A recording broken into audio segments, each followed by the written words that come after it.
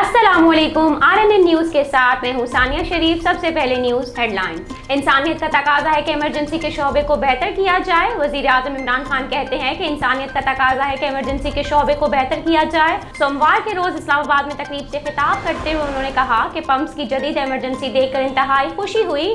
Pumps अस्पताल की जदीद इमरजेंसी के लिए ओवरसीज पाकिस्तानियों ने फंडिंग की। पाकिस्तानी दुनिया भर में सबसे ज्यादा अतियात देते हैं। इमरान खान ने कहा कि इस्लामाबाद की आबादी तेजी से बढ़ रही है। फलाई रियासत का कयाम और इंसानियत की खिदमत अवलीन तरजीह है। हमने आबादी की तनासुब से वसाइल में इजाफा किया। उन्होंने कहा कि 3.5 साल में हमने जो आवाम के लिए काम किए किसी हुकूमत के लिए नहीं किए। गरीब अफराद अपनी मर्जी से जहाँ चाहे महंगे तरीन अस्पताल में इलाज करवा सकते हैं। वज़ीर आज़म इमरान खान ने कहा कि खुशी है कि मुल्क के हर इदारे में इस्लाहात के लिए कुछ न कुछ जरूर किया। पहले किसी हुकूमत ने हेल्थ कार्ड जैसे मंसूबे का नहीं सोचा। कहा कि हमने यकसा निज़ाम तालीम के लिए मेहनत की और कामयाब हुए।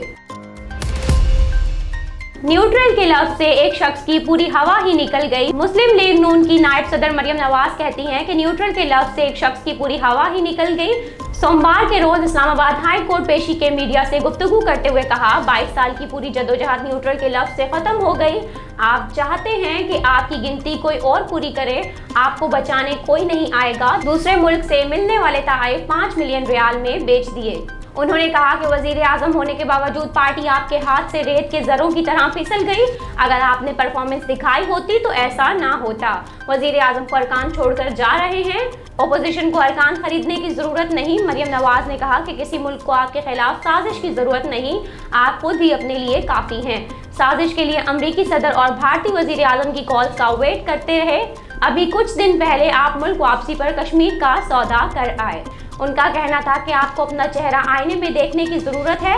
अगर नहीं देख सकते तो मैं दिखा देती हूँ, आपको कहती हूँ गेम इज ओवर। मजीद कहा कि कुदरत का इंसाफ देखो, जिसको ना अहल कराया वो आज भी अवाम में मकबूल है।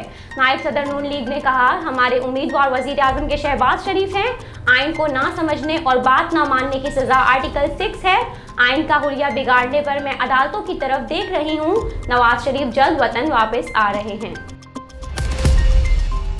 Women cricket world cup Pakistan की वेस्टइंडीज को 8 विकेटों से शिकस्त। वुमेन क्रिकेट वर्ल्ड कप में पाकिस्तान खवातीन टीम ने वेस्टइंडीज को 8 विकेटों से शिकस्त दे दी। हैमिल्टन न्यूजीलैंड में खेला गया मैच बारिश से मुतासर हुआ। मैच 20 ओवर्स तक महदूद किया गया था। वेस्टइंडीज ने पाकिस्तान को 90 रन का हदफ दिया। पाकिस्तान ने हदफ 2 विकेटों के नुकसान पर हासिल कर लिया। बिस्मा ने 20, उमायमा सुहेल ने 22 और मुनीबा ने 37 रन बनाए। आइन की खिलाफ वर्जी करने वालों को निशान इबरत बनाना चाहिए। वजीर इत्तलात सिंध सईद गनी का कहना है कि आइन की खिलाफ वर्जी करने वाले को निशान इबरत बनाना चाहिए। सोमवार के रोज कराची में मीडिया से गुफ्तगू करते हुए उन्होंने कहा कि तहरीक इंसाफ के 14 से 15 अरकान मुनहरिफ हो चुके हैं। इमरान खान अक्सरियत खोने पर जुनूनी हो चुके और अपने MNAs पर हमले करा रहे हैं। इमरान नियाजी ने खुद कहा था कि अगर मुझ पर अदम एतमाद हुआ तो मैं ओहदा छोड़ दूंगा। वो 172 अरकान का एतमाद जाहिर करें तो अपोजिशन जान छोड़ देगी।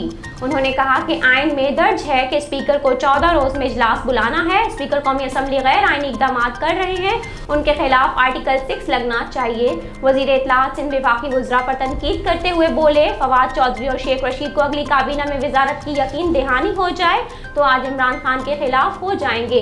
उनका कहना था कि सिंध हाउस में रहने वालों ने आइन की कोई खिलाफ वर्जी नहीं की। सिंध हाउस पर होने वाले हमले से अरकान के खदशात साबित हो गए। बदकिस्मती है कि वजीर दाखिला कह रहा था कि उन पर दहशतगर्दी का मुकदमा दर्ज करेंगे। कल कराची में भी एक रुकन कौमी असम्बली पर कारकुनों ने हमला किया।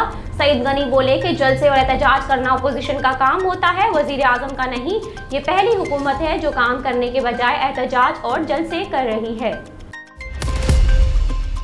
एक जमहूरी स्पीकर को आइन की पासदारी करनी चाहिए। सदर सुप्रीम कोर्ट बार एहसन बून का कहना है कि एक जमहूरी स्पीकर को आइन की पासदारी करनी चाहिए। एहसन बून ने सुप्रीम कोर्ट के बाहर मीडिया से गुफ्तगू करते हुए कहा कि पहली बार पार्लियामान में स्पीकर ने आइन की पासदारी नहीं की। पार्लियामान के इन लोगों के खिलाफ भी आर्टिकल 6 लगना चाहिए।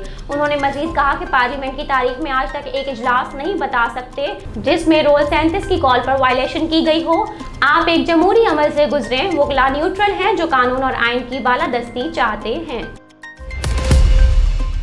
रोजनामा अलिफ इस्लामाबाद, कराची, हैदराबाद, ठट्टा, सकर से बैक वक्त शाये होने वाला बड़ा अखबार। सिंध भर के तमाम न्यूज़पेपर स्टॉल पर दस्तयाब। आप आज ही पढ़े रोजनामा अलिफ। आर्टिकल 63A के तहत रेफरेंस सुप्रीम कोर्ट को मौका दे रहा है। वजीर इत्तलात फवाद चौधरी ने कहा कि आर्टिकल 63A के तहत रेफरेंस सुप्रीम कोर्ट को मौका दे रहा है। वजीर फवाद चौधरी ने ट्वीट पैगाम में लिखा कि सुप्रीम कोर्ट के पास मौका है हॉर्स ट्रेडिंग, मौका परस्ती और करप्शन के ड्रामे हमेशा के लिए खत्म हो सके। उन्होंने मजीद कहा कि मनहरिफ अरकान ने अपनी जमात नहीं मुल्क की पीठ में खंजर घोंपा है। उन्हें सजा देना इसी तरह अहम है जैसे गद्दारों को दी जाती है। जहांगीर तरीन से ओन चौधरी का टेलीफोनिक राब्ता, हुकूमती शख्सियात से राब्तों और मुलाकातों से आगाह किया। तरीन ग्रुप के सरबराह जहांगीर तरीन से ओन चौधरी का टेलीफोनिक राब्ता हुआ, जिसमें ओन चौधरी ने जहांगीर तरीन को हुकूमती शख्सियात से होने वाले राब्ते और मुलाकातों से मुतालिक ब्रीफिंग दी। सियासी मंजरनामे पर राब्तों का सिलसिला जारी है। तरीन ग्रुप के सरबराह जहांगीर तरीन से ओन चौधरी का टेलीफोनिक राब्ता, ओन चौधरी ने जहांगीर तरीन को हुकूमती शख्सियात से होने वाले राब्तों और मुलाकातों से मुतालिक ब्रीफिंग दी। ओन चौधरी ने बताया कि परवेज खटक से होने वाले राब्ते में पंजाब में तब्दीली के लिए मस्बत इशारे मिले हैं। उन्होंने दरख्वास्त की है कि तरीन ग्रुप कुछ देर के लिए अपने फैसले रोक ले। इस मौके पर जहांगीर तरीन का कहना था कि ग्रुप मुतहद्दिद रहे और मुशावरत से फैसले करे। ओन चौधरी का मजीद कहना है जहांगीर तरीन डॉक्टर्स की इजाजत की सूरत में 1 हफ्ते में वतन वापस आ सकते हैं। वजीर आला की जेर सदारत होने वाले काबीना इजलास में आज शिरकत करनी है कि नहीं, इस हवाले से भी तरीन ग्रुप ने मुशावरती बैठक आज दोपहर को बुला ली। वाज़ेह रहे तरीन ग्रुप के वज़रा नोमान लंगड़ियाल, अजमल चीमा और 4 मुशीर काबीना के रुकन हैं। तरीन ग्रुप के अक्सर अराकीन काबीना इजलास में शिरकत के मुखालिफ हैं, जबकि हुकूमत की जानिब से अहम वज़रा को तरीन ग्रुप को इजलास में शिरकत के लिए राजी करने की जिम्मेदारी सौंपी गई है। OIC इजलास की तैयारियां मुकम्मल हो चुकी हैं। वजीर खारजा शाह महमूद कुरैशी कहते हैं OIC इजलास की तैयारियां मुकम्मल हो चुकी हैं। शाह महमूद कुरैशी ने कहा कि चीन के वजीर खारजा भी बतौर मेहमान खुसूसी आज तशरीफ ला रहे हैं। वजीर आजम इमरान खान इस इजलास से कलीदी खिताब करेंगे। वजीर खारजा शाह महमूद ने सीनियर हुकाम के हमरा पार्लियामेंट हाउस का भी दौरा किया, इंतजामात का जायजा लिया। कॉन्फ्रेंस कल से शुरू होगी। दूसरी जानिब OIC वज़राए खारजा कॉन्फ्रेंस में शिरकत के लिए मुअज़्ज़ज़ मेहमानों की आमद जारी है। अक्सर ममालिक के वज़राए खारजा आज पहुंचेंगे। डॉलर की कीमत तारीख की बुलंद तरीन सतह पर पहुंच गई। 181 रुपए 35 पैसे का हो गया। डॉलर की कीमत तारीख की बुलंद तरीन सतह पर पहुंच गई। इंटरबैंक में डॉलर की कीमत में 78 पैसे इजाफा हुआ, 181 रुपए 35 पैसे का हो गया। डॉलर की कदर में मुसलसल इजाफे का रुझान जारी है। हफ्ते के रोज डॉलर 180 रुपए से तजावुज कर गया था। तहरीक इंसाफ के मनहरिफ MNA रमेश कुमार के घर के बाहर PTI कारकुनों को एहतजाज महंगा पड़ गया। अरकान सिंध असम्बली सईदुल्लाह अफरीदी, शबीर कुरैशी और शाहनवाज जदून भी एहतजाज में शरीक रहे। पुलिस के पहुंचने पर मुश्तरिक अफराद ने मुंतशिर किए जाने पर पथराव किया। बोर्ड बेसन पुलिस ने PTI के 2 मेंबरान सिंध असम्बली शाहनवाज जदून और सईदुल्लाह अफरीदी के खिलाफ मुकदमा दर्ज कर लिया। मुकदमे में धमकी और हतक अमेज अल्फाज अदा करने समेत मुख्तलिफ दफात शामिल की गई हैं। पुलिस हुकाम के मुताबिक MNA रमेश कुमार के घर के बाहर हंगामा आराही में मुलविस 2 अफराद को गिरफ्तार किया गया है। दोनों अफराद को आज अदालत में पेश किया जाएगा। हेडलाइंस आपने मुलाहिजा की। न्यूज़ स्टूडियो से फिलवक्त इतना ही। मजीद खबरों और अपडेट्स के लिए देखते रहिए RNN न्यूज़। हमारे साथ रहिएगा।